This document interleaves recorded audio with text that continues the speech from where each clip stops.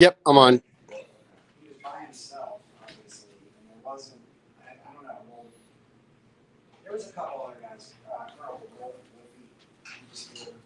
But so Brutus. Happy Friday, everybody. We're having a very, very exciting Friday happy hour.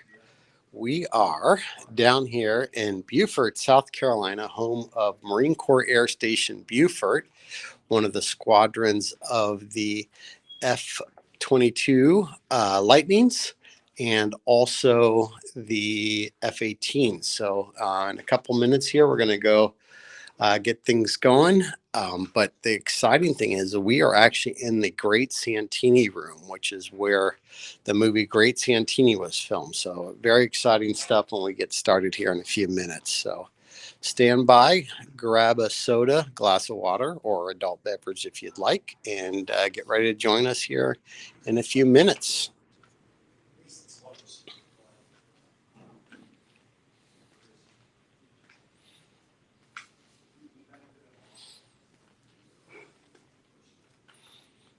All right.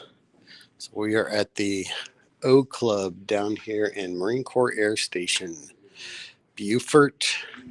We are now entering into the Great Santini room. So this is a pretty legendary place here. Um, you can see all the information here on the walls. These are all the different squadrons that have worked down here. Their goblets.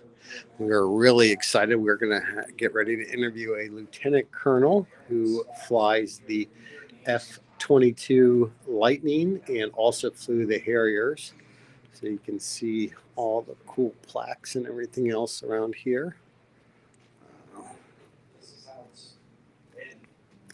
A lot of history in this room, a lot of crazy stuff here. So we've got different plaques from different units.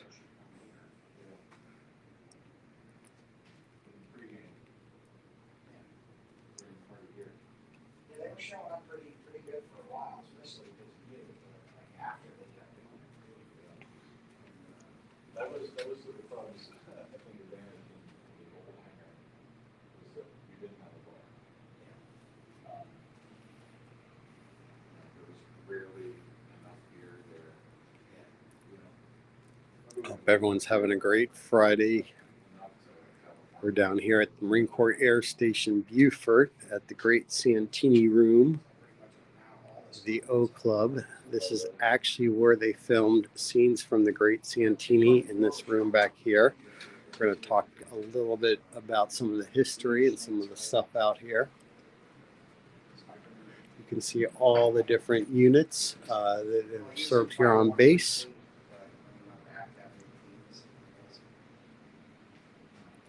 Different mugs. And sit here and wait for us to get a couple more people on here.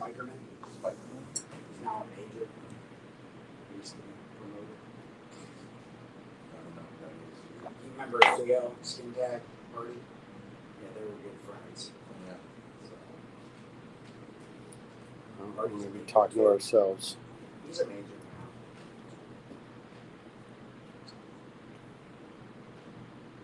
It's good to see people progress. I like Skin Tag a lot. He's a good man. He's doing well. 225. Yeah, I haven't seen him in a year. He spent a lot of time here. Yeah. He was probably your MVP Yeah, he was definitely. of club patrons. Do you have a list of who's got the Oh, yeah. biggest tab? Oh well, yeah. I mean, the ones that like every time you go, they are there. That was Skin Tag. Yeah, he was one of them. Usually officiating crowd Yeah. Yep, official. he was. All right, well, give us a quick tour of what CRUD is and everything. First of all, everyone, this is Lieutenant Colonel Brian Gershutz, more appropriately known as Stamp. Good fellow jarhead of mine, fellow brother, and flew Harriers And F-35. F-35s. Wanted to bring Zach out and show him an important place for us where a lot of our traditions occur. And so I think You can see all the artwork on the wall, a lot of names, memories, and missions occurred there. We're sharing stories about some of the squadron camaraderie and fighting. So And let's we have start with the fighting. We have some coup Explain hanging up what here. a fish is. So this is a fish. This is part of a flight suit. It's a small pocket that holds a knife to cut parachute line. And what happened is that they don't really use this anymore to hold a knife. And so some squadrons took on the tradition that this part of the flight suit needs to be removed. And the tradition is that it's removed forcibly. And the person who's wearing it has to defend it. They can't cut it off. They can't help. They have to defend their fish. But inevitably, when 5 people are tackling you or sitting on you on the ground, someone rips that off, and then it's hung up in memory, and let it be a lesson to anyone else who might be wearing a fish on their flight suit. They know what's happening. So give us a real world example. You walk in here, you've got your flight suit on, your fish is there. Tell me kind of how things would go down. Yeah, the flight suit is a working uniform, and there may be a period of time where you need a new uniform. So you have a brand new flight suit, and on that flight suit is a fish, and it's right here on your inner thigh, actually. And when you wear that into work, it's going to get attention. So you can't take it off yourself? No, you absolutely cannot.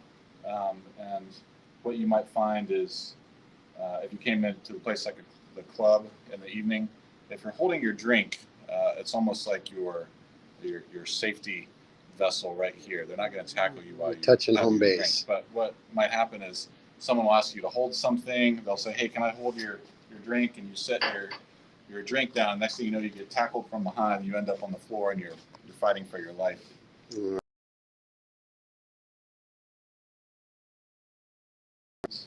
Awesome. All right. So now we're going into the Santini room where the actual movie was filmed. And we're going to learn about a game called Crud, which I'm not aware of. So here's a lot of fish that didn't make it. This is actually a movie prop from the movie The Great Santini, Pat Conroy story and movie. One of the several stories that made Beaufort famous from a Hollywood perspective. So a lot of history there. Oh, there we go. We've got the scene here where they're playing basketball. Yep. And Robert Duvall, their last name was Meacham in the movie. His call sign was Joel Meacham. And that's the actual basketball prop from the movie. Very cool. This is one of the older rooms in the club. It's actually more of a historical room because a lot of this artwork goes back decades and decades. There's a lot of names and signatures on the wall in here when you look closely. And as you can see, there's a lot of debris and it's dirty. So, what the hell is going on back here? The tradition is when a bottle is finished, that bottle has to be smashed on the back wall. And there's also a number of rules associated with this, and it's on this plaque over here on the side. Man, this may be the coolest bar I've ever been in. You actually are encouraged to break bottles. Yep, and when you throw it against the wall, it has to break the wall. And anyone who witnesses a bottle bounce off the wall that doesn't shatter, they get a round from the thrower. So it can be kind of lucrative for a beer drinker just to sit here and watch people throw bottles, because when one bounces, they have to buy a round. And over there on the back wall, in wars past, they would put images up there. Maybe some thrown against the wall with one of just a fellowship and tradition that, wow, I absolutely love it. The culture has kept alive over the years. And this is not a pool table, this is a crud table for a game called Crud. And that is a aviator's traditional game. You'll find it in clubs around the world. And what they do is they take the billiard balls, and they don't use sticks at all, but they only use their hands to manipulate the ball. And what they're trying to do is hit the opponent's ball and bounce it around the table, and at the same time they have to maintain contact with the table. They're positioning and elbowing sometimes as they race around the table. So you can nail the other person's knuckles with the ball if you want to? You absolutely could. It's a very physical game. Like bodies are moving against each other, and quite frequently It's great competition, great I fun love it. with